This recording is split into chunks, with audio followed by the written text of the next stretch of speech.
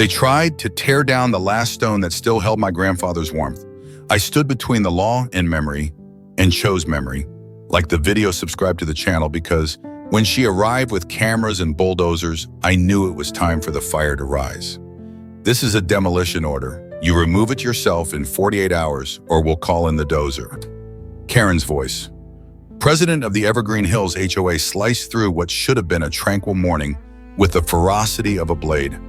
Her hands shook with anger, but her eyes pinned mine with steel-like tenacity. I gazed at the flaming scarlet paper with the HOA stamp that she held out to me and turned my head to regard the stone grill behind me. The outdoor fireplace my grandfather built by his own 2 hands, now bound in caution tape and flanked by 3 members of the Architectural Review Board. That grill had sat there for 60 years.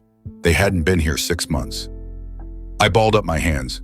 You understand that grill is historic property, not some piece of trash in the yard. It was here long before you'd ever heard of Evergreen Hills. Karen shrugged and grinned smugly. A new ordinance was passed the month before last. That shade of stone doesn't fit in with the neighborhood colors. You've received 3 warning letters. This is the enforcement action. I laughed, not of the joyful kind. That grill is a landmark, I exclaimed, commemorated by the state itself in 1985 as a cultural site. You're actually going to destroy it over a color incompatibility. We don't trade in sentiment, Mr. Ethan, she responded guardedly behind mock politeness. Rules are rules. I looked away for a second, attempting to catch my breath, but my chest was ready to burst. That grill was not just a surface to cook on, it was the center of life in this home. Each summer, Grandpa ignited it with wood cut from the surrounding forest and barbecued skewers of food that fed the entire neighborhood. Grandma drank tea near the fire and listened to the crackling. This is where I was taught to start a flame and to guard what money can't replace. Karen motioned to the 2 cameramen. Film every angle, we'll edit it to take to the board. I moved closer to her, my eyes never leaving hers. You don't even understand what you're doing. She shook her head and smirked. Preventing you from paying $500 in fines a day on an unauthorized building. Well, I should have known it was more than a matter of color. Last week, I returned to my grandparents' house after 8 years away in the city. The first notice was waiting. Structure does not meet aesthetic standards, remove in 7 days. I assumed it was a clerical error. I called the office and was informed bluntly, new regulations, you need to get with the program. I produced a photocopy of the 1985 Certificate of Cultural Heritage listing the once red ink seal remaining bold. The representative of the HOA just laughed. That's ancient, no longer valid. And that was the moment that it dawned on me something was wrong. No one takes down a grill based on the color of the stone. That afternoon home from the market, I observed Karen and 2 men outside my house taking measurements and laying down stakes by the pear tree. On the hood of her SUV was a site plan with red lines drawn to surround the property behind my home. I approached. What the hell is going on here? Karen spun to me with that overly sweetness in her voice. We're putting in a community center expansion. That backlot with your cooperation would be perfect.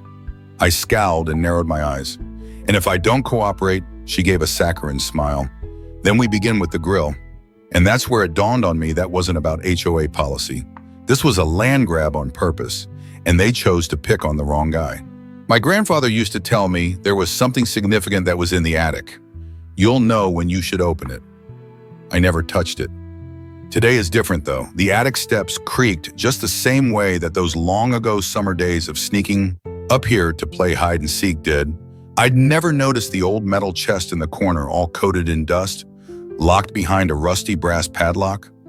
But now I was looking specifically and with purpose. The key was located in the gap in the ceiling beam where I was always told to look by Grandpa. When you really need it, look up, not down. The lock clicked dryly and snapped open. I opened the lid.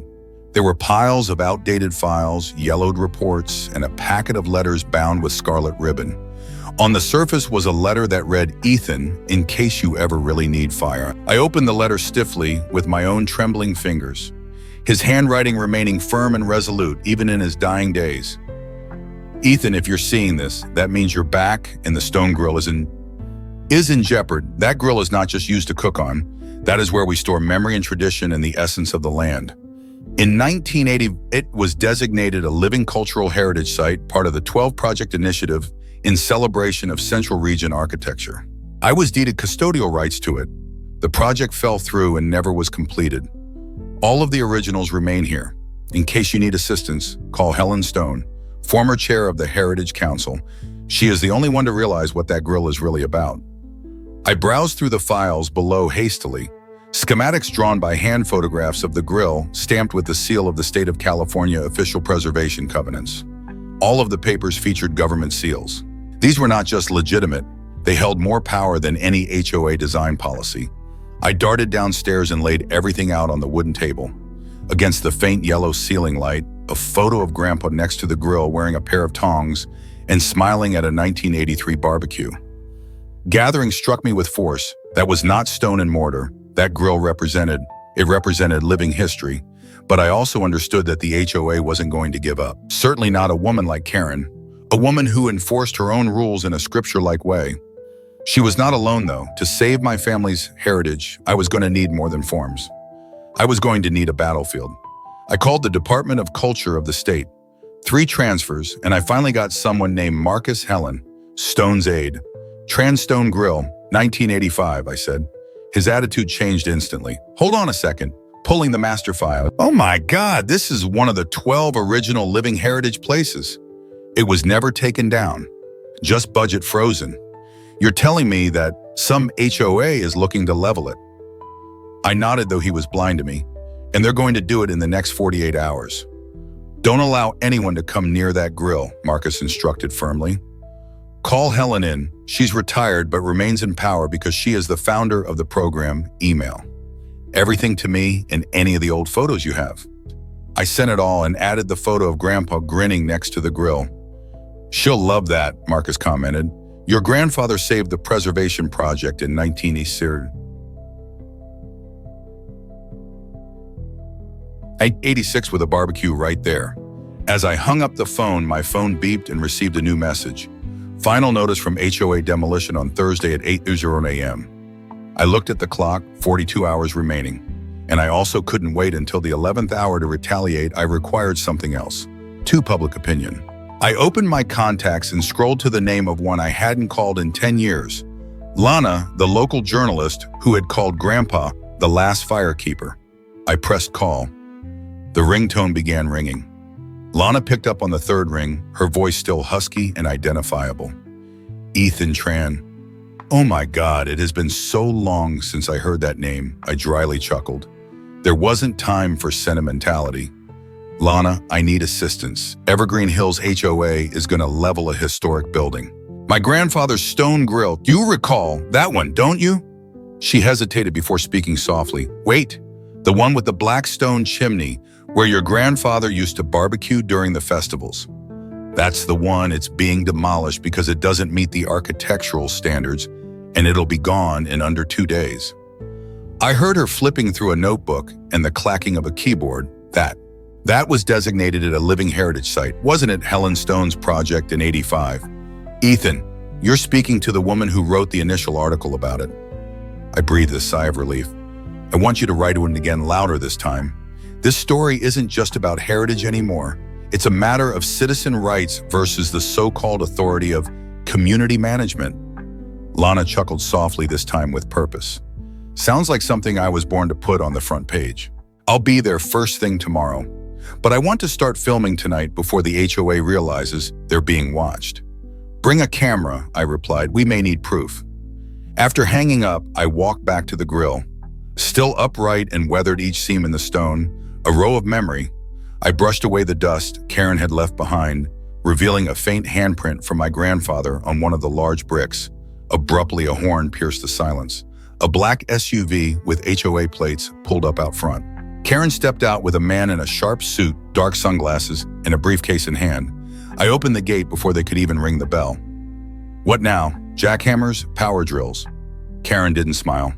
She handed me a thick envelope. Notice of municipal reinspection. Tomorrow morning at 9:00 a.m. If the grill fails the standard review, it will be removed under the residential code. I tore open the envelope right in front of her. This grill is a registered historic site. I've got the documentation. Anyone who touches it violates state preservation laws. The man next to her furrowed his brow. We've never seen any such papers. I walked back inside, returned with the photocopies, and slapped them flat against the iron gate. You've seen them now? Karen pursed her lips. You're fighting against your own community. No, I said calmly. I'm defending its roots. She turned, but just before stepping into the SUV, her voice dipped into an icy threat. We have ways of making people like you change their mind. The car drove off, leaving behind a cloud of smoke and a warning thick in the evening air. That night, I didn't sleep. I rebuilt the stone table outside, swept away the old ashes from the grill. I raised a small flag with the California state emblem, the same kind Grandpa used to fly on holidays. Then I printed out 10 photographs, him grilling Grandma beside him, neighbors laughing in the fire's glow. I hung them around the grill like a gallery of memory. Tomorrow they'll arrive with measuring tapes, statutes, and lifeless legalese. But I'll be waiting with the story of fire of stone and of a family that never backs down. Karen arrived punctually at 9:00 a.m., this time with a full retinue, a city planning inspector, a representative from the HOA's legal department, and in a surprise twist, a cameraman from the neighborhood's internal media group. Don't be concerned, she said with mock cheer as I opened the gate. We want everything to be above board. No one will accuse us of taking shortcuts on protocol. I didn't respond. I simply led them to the backyard, where the stone grill stood tall beneath the morning sun, now framed by laminated photographs, official documents, and a wooden sign I'd crafted myself. Living Heritage Site, Tran Family Grill 1962. Registered by the state of California, 1985. Everything was sealed in plastic, detailed and spotless, nothing left to question. The inspector, his name was Harris, moved slowly around the grill, clipboard in hand, his eyes tracing each line of weathered stone. Mr. Ethan, can you verify these papers? I nodded and handed him the file photocopies and notarized scans from the Department of Culture emailed to me just hours earlier. He flipped through the pages, nodding subtly until his eyes landed on a sheet with the official state seal. That is indeed a state seal, and this one. He held up an old photo of my grandfather standing beside a young Helen Stone. Might be more valuable than I anticipated. Karen shifted clearly, uncomfortable. The issue is that it's not on the updated 2022 zoning list. We can't confirm the legality of these so-called older documents, and the HOA does have authority to enforce aesthetic standards. Aesthetic, I cut it in my voice tight. You're calling hand-carved mountainside stone and a heritage fire dome grill ugly just because it doesn't fit your latest pastel color scheme. I stepped forward, locking eyes with Karen. You're not just tearing down a landmark, you're rewriting a community's memory. The entire group fell silent. The cameraman looked to Harris, awaiting direction, but before he could speak, a woman's voice rang out from behind. I'll check everything. Lana, dressed in a blue button-down, a microphone in one hand, and a mini-cam on her shoulder, stepped forward. Beside her stood an elderly woman with silver hair and the calm authority of a stateswoman. I recognized her instantly. Helen Stone. Karen visibly recoiled. You? Why are you here? Helen gave a soft smile. Because someone remembered the project I almost lost funding for 40 years ago. And because this isn't about paint, it's about legacy. She stepped up to the grill and gently placed her hand on the center stone, the one my grandfather had etched with the faint inscription, "Fire is memory, I confirm." Helen said clearly that the Tran Grill is one of 12 living heritage sites designated by the state in 1985. That designation has never been revoked. Any attempt to demolish it would be a violation of federal law. She turned to Harris. Would you mind recording that in your report? Harris nodded silently. Karen took a step back, her face pale. Lana didn't miss a beat. Her camera swept across the group, then settled on me, my hand resting firmly on the grill stone. I spoke slowly, deliberately. This is a story about a grill, but it's also a story about people who won't bow to mindless authority. Karen turned and walked away without another word, but I knew this wasn't the end for her. As for me, I had just lit the first spark. I naively assumed that once Helen arrived and identified the property as heritage, all the fuss would die down, but I was wrong. The HOA isn't just a couple of power-hungry neighbors. It's a machine, and once you break a cog in that machine, it bites back less than 24 hours after the Stone Grill showdown. I received an email from the city's resident management board. A full inspection was being ordered on my home. The claims suspected foundation structure violations and potential fire hazard from an unregulated outdoor grill. No name on the complaint, but we all knew who filed it. I printed the email, nearly smashing the mouse with my fist. Fine, Karen wanted to go nuclear. I'd play by the rules and win. I called Marcus Helen's assistant. He picked up immediately. They've opened a new front, I told him. Building codes, fire safety, structural integrity. Can you believe it, Marcus? Let out a dry laugh. I can, That kind of paperwork usually starts with a cozy phone call between an HOA president and their buddy over at the building department. Any way to stop it? I asked. No, he replied. But if they don't find anything, that's more ammo in your favor. Let them come, just document everything. I'll do more than that, I said. That night, I posted a long story to my Facebook page. Title: The Hated Grill and the Fight to Protect Memory. I told everything from Grandpa building it in '62 to its heritage designation to the showdown with Karen and Helen Stone's dramatic return. I added photos of the grill, the official paperwork, and the image of Helen placing her hand on the center stone, right where Grandpa had etched the words, "Fire is memory." The post was shared over 12,000 times in 6 hours. The next morning, I woke to the sound of a heavy vehicle outside. A white utility truck bearing the City Infrastructure Department logo. 4 workers in reflective vests stepped out and headed straight for the grill. Not a word of greetings. I stepped outside, phone already recording. You here for the scheduled inspection? The oldest among them nodded, complaint filed. Perfect, go ahead. But know this, everything's being recorded, and this structure is a state-recognized heritage site. Any damage will fall under Article 43A. A formal warning was submitted to the district office last night. They paused, one of them pulled out his phone and made a call. I didn't catch what was said, but 10 minutes later, the truck engine roared back to life, and the entire crew packed up and left. No inspection. No word, just silence. I laughed. Karen's next strike came that afternoon. A courier delivered a large envelope. Inside a court summons. The HOA was suing me. Charges: community, misinformation, defamation of the board, and disrupting residential order through the spread of false narratives. They were demanding $75,000 in damages. I placed the envelope on the table and poured myself a cup of hot tea. No anger, no fear. I was ready for this. That evening, I opened my inbox, a new message from a name I didn't recognize. Hui Huang, homeowner lot, 17 down the street. The first line read only 5 words. This also happened to me. I sipped my still warm tea, eyes locked on the text message. It happened to me too, I replied instantly. Can you tell me more? Less than a minute later, my phone rang. A calm, deep voice, maybe mid-40s. Hey, Ethan. I'm Hui Huang, owner of house 17. I read your post, and I think it's time you knew this. It isn't just about petty rules. I froze. What did they do to you? He sighed. Last year, I applied to fix my roof leakage problems. Sent the request, waited 2 months. No reply. So I paid for it myself. Hired a certified crew. Followed the design guidelines exactly. 3 days later, Karen slapped a notice on my door. Unauthorized exterior modification. 800 fine. I appealed. Denied. Then they started sending people to take pictures all day, just standing on the street corner, watching my house like I was some criminal. I had to take a month off work. Stress got that bad. His voice dropped, and then they suggested I sell. I stood up from my chair. What? Yeah, he said. Some stranger knocked one evening, said he was interested in the property. Offered me 70% of market value, claimed. The longer I waited, the more I'd lose. I refused. 2 weeks later, I got reported to the local tax office for suspicious overseas wire transfers from relatives in Vietnam. I gripped the phone. They did all this to force you to sell. Not just me, Hui said. You know, Mr. Trin's family at the corner, they planted a few lychee trees in their backyard. HOA fined them for odor disruption. Piled on pressure until they gave in and sold.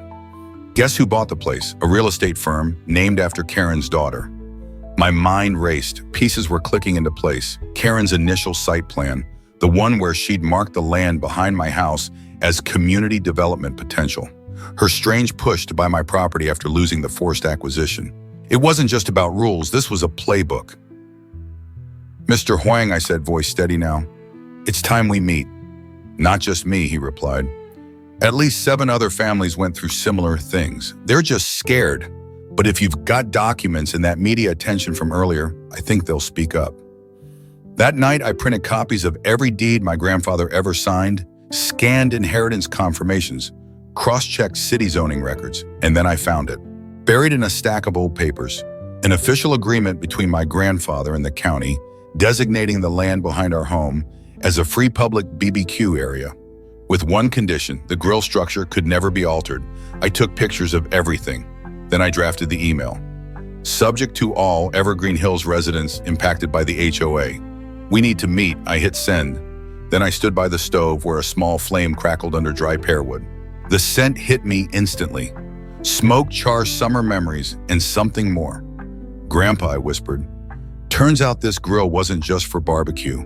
It's the spark for something bigger." The meeting took place right in my backyard beside the old stone grill, under the pear tree on a chilly Friday evening.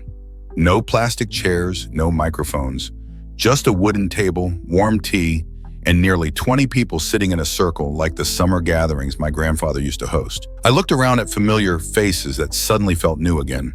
Mr. Tom, who was forced to tear down his squash trellis for damaging fence aesthetics. Ms. Mai, a retired teacher who got an official warning for hanging non-neutral artwork inside her home where guests could see Hui Huang, of course. And Sophia, the single mom, fined $400 because her kid drew chalk rainbows on the sidewalk. Every person carried a story, a wound. As I laid out the original documents, my grandfather's inheritance papers, the land use agreement with the old county government, something shifted. The fatigue in their eyes gave way to something sharper. If they broke the law, Huang said, we can hit back. More than that, Sophia added. If Ethan can bring this into the spotlight, Karen won't be able to pick us off one by one anymore. I nodded. This isn't about revenge, it's about precedent. If an HOA thinks it can erase legacy, turn regulations into weapons, then it needs to know it's not walking into an easy fight. But to sue, Mr. Tom asked cautiously, we need lawyers and money. I raised my hand. I've got legal covered. I already spoke with the Haverly Law Office, the same team that cracked open a corrupt HOA case in Nevada.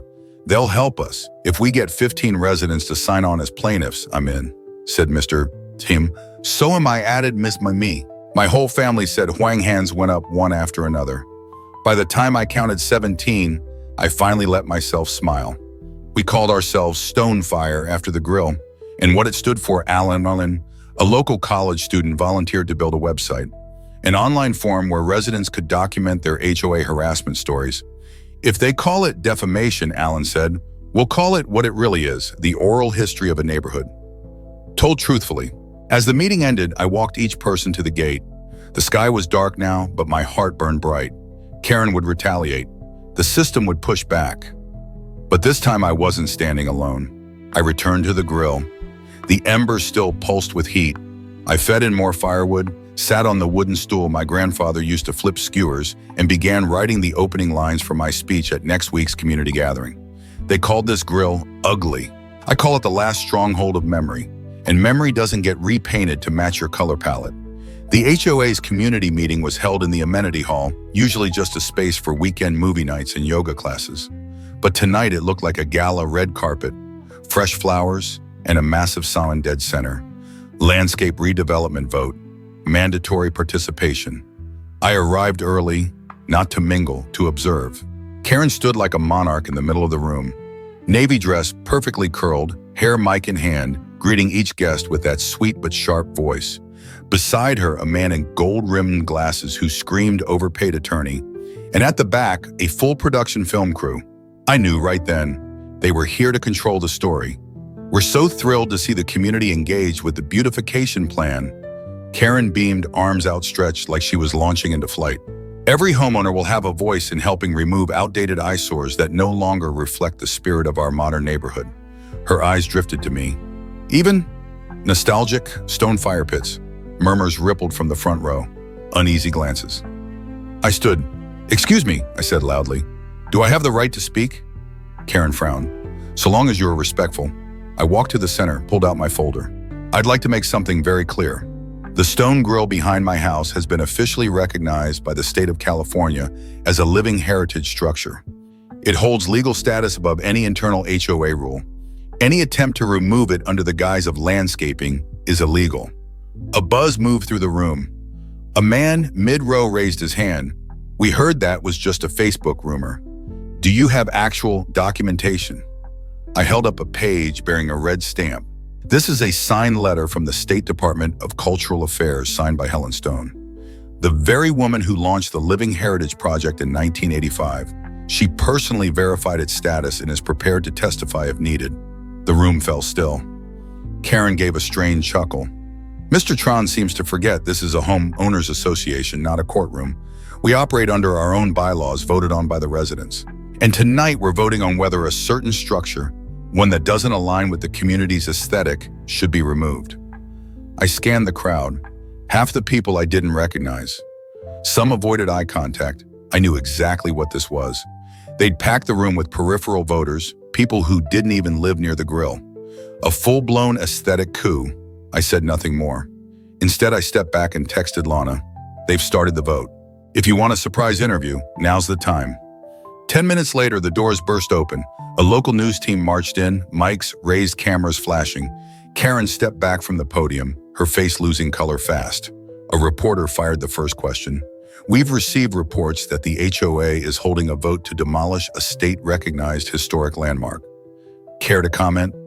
Karen swallowed hard, reaching for her composure. We're simply following protocol.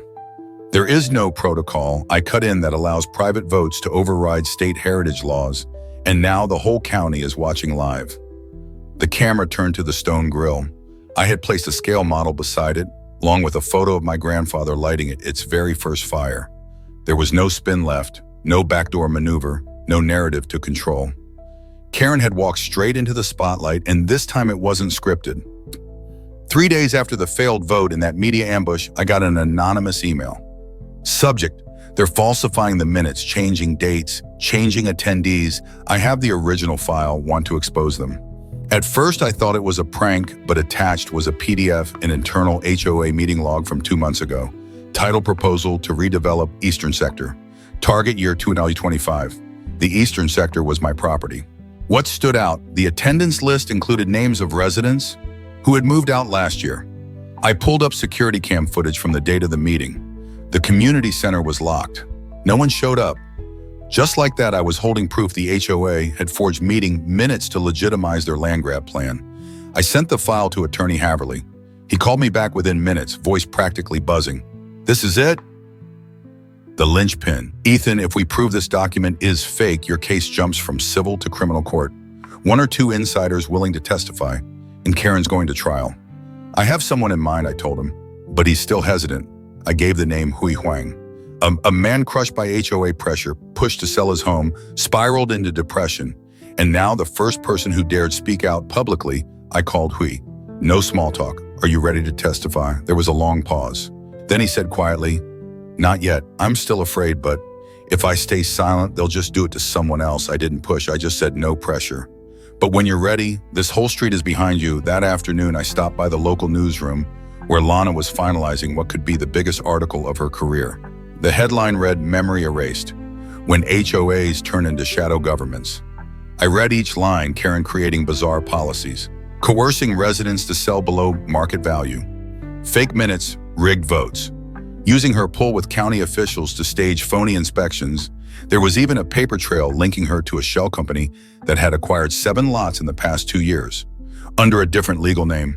Tax office records, real estate filings, transaction photos, every piece cross-checked. This story hits, I said, and she's finished. Lana shook her head, eyes steady. Not just her. The HOA itself burns because this was never about one person. It's about a system gone rotten. I nodded. Then maybe it's time we build a new one, she raised an eyebrow. You mean what exactly? I want to start something else? Not a traditional HOA. A voluntary civil council that could fully replace it if residents agree, transparent, non-enforcing, a group that preserves instead of controls.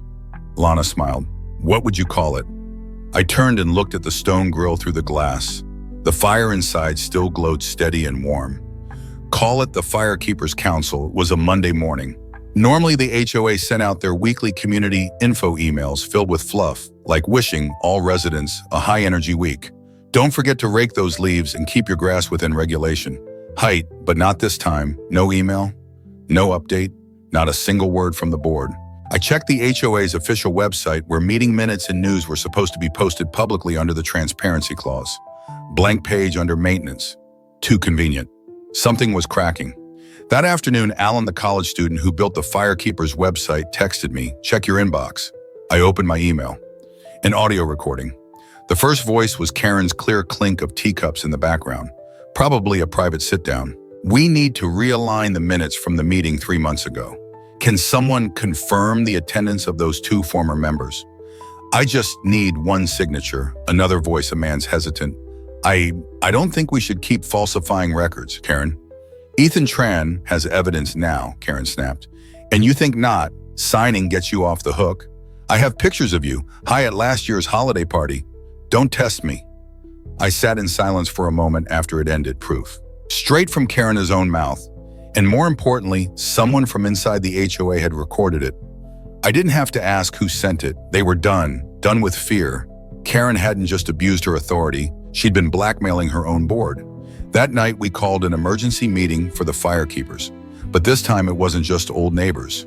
3 HOA board members showed up ready to walk away from the old regime and join the new one. One of them, Gerald, was the one who'd sent the recording.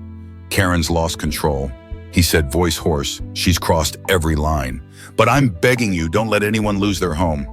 We want justice, not revenge," I nodded. "We're not tearing down, we're rebuilding." Alan stood and presented the official plan for the Firekeepers Council. No mandatory fees, no enforcement power. Every meeting live-streamed, every decision by full community vote. Focus on preservation, not demolition. Help instead of punishment. When the flowchart appeared on screen, the room clapped. Not a thunderous cheer, but the kind that felt real. Like everyone was finally exhaling a way out. We made our decision. We'd go public at the neighborhood's fall festival, the annual event run by the HOA itself. But this year, we'd show up front and center with our own booth, a tall banner and a book titled The Memory Rewrite. A ledger for everyone to sign. I knew Karen wouldn't sit idle. But this time she'd walk into a festival where every corner had watching eyes and where truth was served like street food. Hot, unmissable, and impossible to ignore. This year's Evergreen Hills Fall Festival was bigger than ever. Probably because Karen wanted to prove everything was still under control. Colorful flags lined the fences. There was an ice cream truck, a dried flower booth, and a karaoke stage set right in the middle of the central lawn. But what got the whole neighborhood whispering was the small wooden booth at the far end of the field with a large sign that read, "The Firekeepers Council," where the story began with a stone grill. We built it by hand the night before. On the table, archival photos of my grandfather, summer barbecue parties, old zoning maps, the heritage certificate, and the original 1985 agreement designating the grill as a protected community use structure. In front lay the open book of memories. The first line read, "If you were ever mistreated by this HOA, share your story." This is where the fire reignites. The crowd grew. An elderly man teared up when he saw my grandfather's photo. A young boy colored in a sketch of the stone grill. A young mom leaned close and whispered, "Karen fined me for hanging the Vietnamese flag in my window. Thank you for not staying silent." And then Karen showed up. She wore a crisp white dress, a wide-brimmed sun hat, like she was about to open a boutique hotel. With her were 3 former board members and a man carrying a camera. When she spotted our booth, she froze like she'd just seen my grandfather step out of the picture and come back to life. "I demand this booth be dismantled," she snapped. "It wasn't listed on the official vendor layout." "We have a permit from the city," I replied. Alan submitted the paperwork approved as a civic culture exhibit. I held out the scanned document, red stamp and all. Karen flushed, "Culture. This is character assassination, defamation." A gray-haired woman nearby stood still holding a sausage skewer. "Karen," she said firmly, "when my husband died, I hung a red lantern in his memory. You fined me $300. What's so aesthetic about punishing grief?" The festival went silent. A single clap, then another, then a ripple of applause, not wild but solid. Karen stepped back. I walked forward. If Karen wants to call this slander, I invite her to speak publicly. In front of residents, in front of the press. In front of this fire pit, I pointed to the corner where Alan was flipping sandwiches over the replica of our stone grill. Karen didn't reply. She turned to walk away, but just then Lana stepped onto the stage holding the mic. "Sorry to interrupt," she said, voice ringing like a bell. "I'm Lana Tran, local investigative reporter, and I have a few public questions for the HOA." Karen stopped cold. First, did the HOA submit fabricated meeting records to legitimize the land redevelopment plan? And if not, why have 3 individuals stated they were pressured to sign documents for a meeting they never attended? Karen froze. The mic picked up the sound of her shallow breathing. No one spoke. Lana looked around. "If there's no answer, I'll interpret this silence as confirmation." And just like that, Karen ran. No angry rebuttal, no statement. Just lowered her head, walked straight through the crowd, climbed into her Lexus, and sped off like she was fleeing a courtroom, not a fall fair. I turned back to the book of memories. There were now 32 new entries, each with names, dates, and real stories. This fire, DMA, had finally spread beyond the grill. On Monday morning, I didn't wake to my alarm. I woke to urgent knocking at my front door. It was Alan, clutching a stack of color printouts, face lit with barely contained excitement. "You have to see this," he said. This morning's news front page. I took the paper from him. Right in the center, under bold black letters, "From Stone Grill to HOA. Uprising, residents fight back against abuse of power." The photo beneath said it all. Me standing by the grill, the elderly woman holding her sausage skewer behind me, and Lana at the mic mid-speech. I read the article slowly. Each sentence felt like dust being wiped off a truth long buried. Karen had weaponized the HOA as her personal machine, faking meeting minutes, intimidating board members, silencing dissenters, and using her fining powers to pressure homeowners into selling at cut rates to real estate companies tied to her husband, daughter, and niece. The final section of the piece, this was the part that hit hardest. The Evergreen Hills Police Department has opened a formal investigation into both the HOA and Karen R. Hayes personally. She faces 7 preliminary charges, including falsifying legal documents, witness intimidation, and abuse of position for personal gain. I sat there in silence, not joyful, just lighter. Like some massive weight had been lifted from my chest. No one had wanted it to go this far, but Karen had marched herself into the edge. My phone didn't stop ringing all day. Journalists, attorneys, even members of the city council asking to meet. But the most important call came at 4:13 p.m. from Mrs. Helen Stone. I heard the broadcast. Her voice rang clear. "Ethan, you didn't just preserve a family legacy. You proved that a community, no matter how powerless it feels, can rewrite the rules if it has enough courage and clarity." I was speechless. I just followed the trail my grandfather left. He'd be proud. "But it's not over," she said. "After Karen, someone else will try. If the firekeepers want to be more than a moment, you need to codify it, make it real." I nodded as if she could see me through the phone. That night, we hosted an open gathering around the stone grill. Not a celebration, more like a quiet chapter close. No speeches, no banners, just fire, hot tea, and one simple invitation. If you want to help write our new community charter, come sign. If you've ever been fined for something that didn't make sense, come share. If you've stayed silent tonight, we will listen. When I rose from my seat and looked back at the stone grill, for the first time, it didn't feel like a threatened relic. It felt like a beacon, not an ending, a beginning. 1 week after the press flood about the investigation, Karen officially stepped down as HOA president. No press release, no apology, just a cold email sent at 2:00 a.m. "Due to personal reasons, I hereby resign." That same day, the HOA's financial account was frozen pending audit. The neighborhood changed almost overnight. People started greeting each other again when passing by. The old flag I had hanging near my door, the one with the hand-stitched flame my grandfather embroidered, was quietly joined by several others. No one got fined, but I knew one thing for certain. Toppling Karen wasn't enough. If we left a vacuum, someone else like her would rise. History works that way. That night's firekeepers meeting was our biggest yet. Not just the wronged anymore, but neutral residents, even a few former Karen supporters. One man stood up, Victor. I'd seen him nod along in plenty of HOA meetings before. "I want to apologize for staying silent," he said. "I believed keeping order was necessary, but I forgot one truth. Rules exist to serve people, not control them." The room went quiet. Then came a single clap. Not loud, but enough for Victor to lower his head. After the meeting, Alan and I stayed late refining our draft of the Firekeeper's Charter. We gave it a name that made people both smile and remember the Stone Grill Constitution. Half a joke, half a mission statement. Its articles were startlingly simple, but none had ever existed under the old HOA. No coercion through fines, only support, guidance, and open dialogue. No closed meetings. Every session is public recorded and archived. No personal financial gain from contractors in any form. All zoning or preservation decisions require at least 60% resident approval. A Citizen Rights Council, independent and empowered to temporarily veto any enforcement action showing signs of abuse. We plan to print it on a massive poster mounted by the entrance to the neighborhood right beside a framed photo of the grill, so everyone would remember why we started. I know these rules won't be perfect, there'll be arguments, there'll be disagreements, but they weren't handed down by one person. They were shaped by a community that had already paid the price of silence. As we were locking up, Alan turned to me. "Do you think Karen will ever come back?" I looked out toward the grill resting quietly under the soft glow of a streetlight. "Maybe," I said, "but next time she'll face a neighborhood where every brick knows how to burn on its own."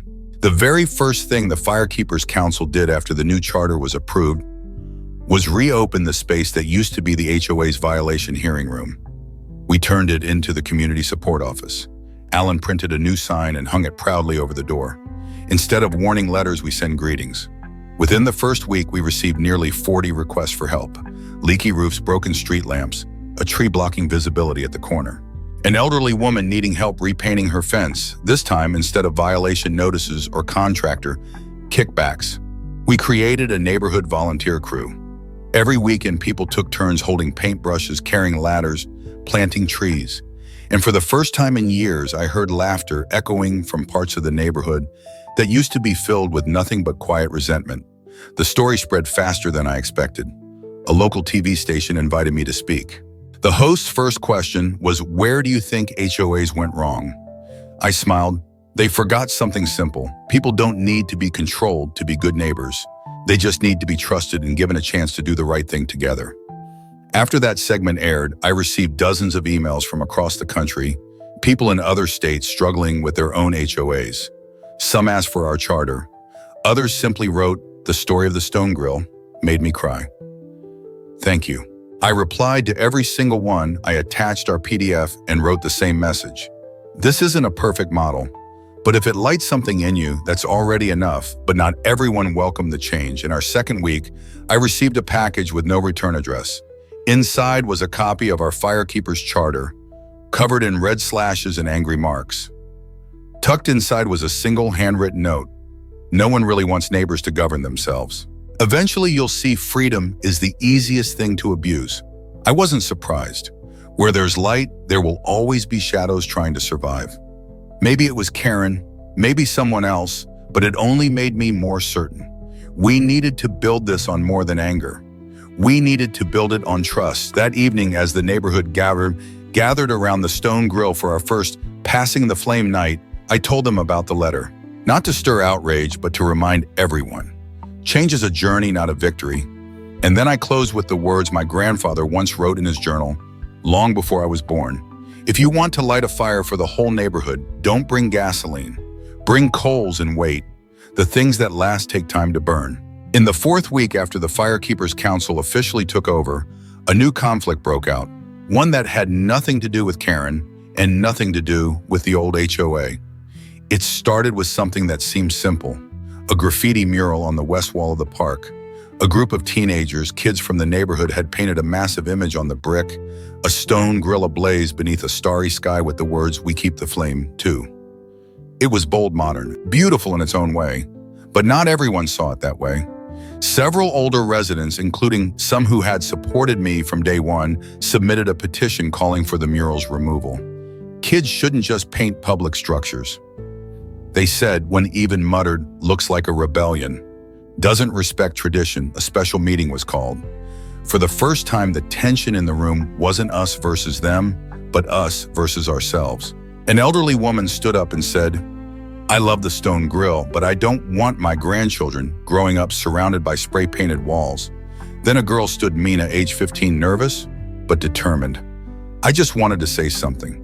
We're too young to sign charters. We don't know how to fix fences or write bylaws, but we live here too, and we keep the flame our own way. The room fell still. I stood, and for the first time, I didn't speak as a leader, I spoke as a learner. I used to think preserving the grill was the hardest part, but I was wrong. The hardest part is keeping a flame everyone feels they belong to. I turned toward the photo of the grill hanging at the back of the room. We didn't start the firekeepers to create a softer version of the HOA. We started it to tear down the wall between what's tradition and what's new. Not all fires look the same. Some are cooking fires, some are campfires, some are fireworks. Some are torches in a parade. What matters is we don't put them out just because we don't understand how they burn. In the end, we voted the mural would stay, but it would be accompanied by a small display written by the teens themselves explaining the meaning of the painting, how it was made, and how it connects to the legacy of the grill. An elder offered to help them with spelling and grammar. Another promised to donate paint to finish the corner they hadn't completed. After the meeting, I walked to the park. The moon was high. The mural glowed quietly under the streetlight. Beautiful, alive. Alan walked beside me and asked softly, "Are you ever afraid that one day we'll become the next Karen?" I didn't answer right away. I reached out and touched the wall, the paint still fresh. Then I said yes, but only if we stop listening and start believing we're the only ones who know how to keep the flame. 1 year after the day I first returned to my grandfather's old house, Evergreen Hills is no longer the same neighborhood, not because of its architecture, but because of how people look at each other. At the entrance to the community now hangs a bronze plaque engraved with Evergreen Neighborhood, maintained by the Firekeepers Council. Not for power, but for memory. Each month, residents take turns hosting flame nights, sometimes telling stories by the grill, sometimes teaching family recipes, or just singing together beneath lanterns the kids make themselves. No one gets fined for laughing too loud. No one gets warnings for their door color, but if someone needs help, they just hang a red cloth outside. By morning, someone knocks and asks, "Are you okay?" The stone grill at my house still stands, not a single scratch. On it, we placed a new photo frame, my grandfather smiling. Next to it, a message I painted by hand in white. He didn't leave behind a legacy. He left a flame for us to keep burning. All right, Karen.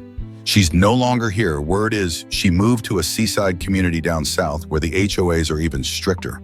The last I ever heard of her came in an anonymous email. No name, just a single sentence. "I still don't agree with you." But for the first time, I saw an HOA that made people want to stay. I smiled.